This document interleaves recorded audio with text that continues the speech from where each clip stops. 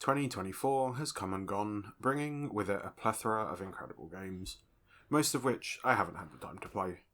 I have, however, managed to play quite a few of them, and although I didn't finish all of the ones I started, I did mostly stay on top of my backlog this year, which is always nice.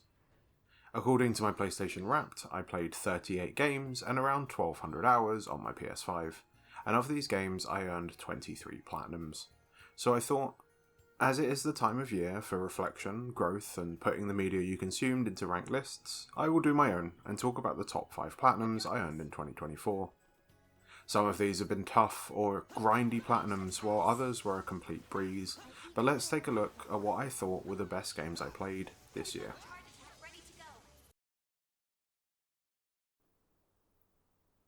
Black Myth: Wukong was a game I was pretty sure I was going to enjoy before it came out.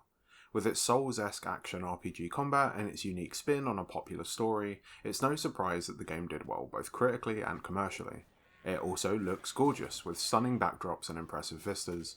Although there were a lot of invisible walls, it still felt incredible to explore the world that Game Science had built and discover every hidden secret they had scattered around.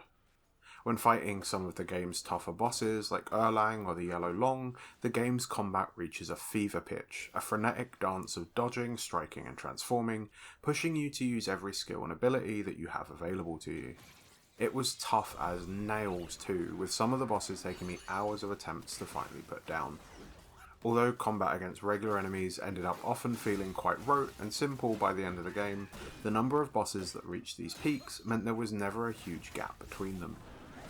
My biggest issue with Black Myth: Wukong is that there are some truly frustrating trophies in there that heavily relied on RNG, like finding the seeds for your garden or the soaks for your healing gourd, which added nearly 20 hours of playtime to my game just for farming, and a lot of this was just waiting for seeds to respawn, which they only do every 30 minutes. Despite this though, Black Myth: Wukong was a fantastic game and one that I would highly recommend. Of all of the games that I played this year, Thank Goodness You're Here was the biggest surprise. I didn't even know what it was until I stumbled upon it randomly one evening in the PlayStation Store, and I'm so glad that I decided to take a chance on it. A surreal, absurdist comedy in which you, a tiny businessman, run around the town of Barnsworth and slap things. Its premise is simple but effective, and as you slap your way around the game's incredibly colourful cast of characters, you find yourself dragged into their strange problems. From helping a man get his arm unstuck from a drain, or looking for a plumber's tools, these situations are the foundation for the game's comedy. It helps that I found the game genuinely laugh out loud funny at points. The humour is reminiscent of some incredible British comedy like Monty Python or League of Gentlemen, and even when I went back and played it again a few months later with my wife, I still found myself laughing at it. It is easily the shortest platinum I earned this year too, with it only taking me about 4 hours, but like a good movie, it's 4 hours I would happily spend again. I know Alan Wake 2 actually came out in 2023, but I didn't play it until February as part of my Alan Wake binge, so it's in this list. I really like the story of Alan Wake 1, but replaying it again at the beginning of the year reminded me of how clumsy controlling Alan felt. Alan Wake 2, however, is an almost perfect sequel, with everything I liked about the first game dialed up to 11. The narrative is amazing, a story of madness and secrets, and the way it uses metafiction and different types of media to push the narrative along is absolutely inspired. The way the gameplay and story snakes between its two leads meant that you were always learning something new, always falling deeper down the game's rabbit hole. It had some genuinely funny and thought-provoking moments in the story too, as well as a good handful of jump scares that had me cursing at my TV. The game looked incredible too, with some of the most impressive lighting I think I've seen in a game, and some amazing sound design that always leaves me on edge. Although there are a few things I think could have been improved in the game, like Saga's caseboard feeling a bit like busy work rather than being important, Alan Wake 2 is a triumph in survival horror, and I really do need to go back and load up the DLC sometime soon. When I decided to make this video, I looked at the list of games I had played this year and the videos I had already made, and found that it didn't take me long to see what my top 5 would be. What it did take me a while to decide though, is what game was number 1, and I'm still not 100% sure if I have made a firm decision on what it actually is. Metaphor ReFantazio is hands down the best JRPG Atlus has ever made. I am a huge fan of the Persona series, and I have played many of Atlus's other series, and Metaphor feels like a culmination of everything they have learned. There is so much that I love about this game, from its incredible cast of characters to its darker, more political story that really set it apart from the games that came before it.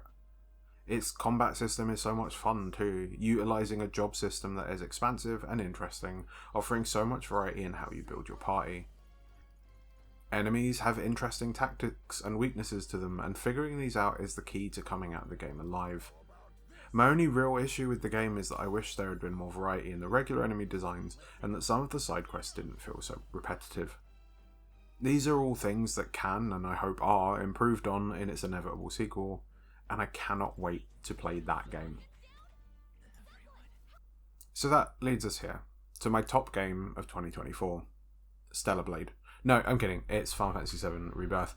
I love this series. I always have, and I think I always will, and I think that's why, despite how much I loved Metaphor ReFantazio, FF7 has won out. Rebirth for me is a perfect blend of nostalgia and innovation, and the best example I have of this feeling is Rebirth's soundtrack. Rebirth might have one of my favourite game soundtracks ever for the way that it flows in with the gameplay.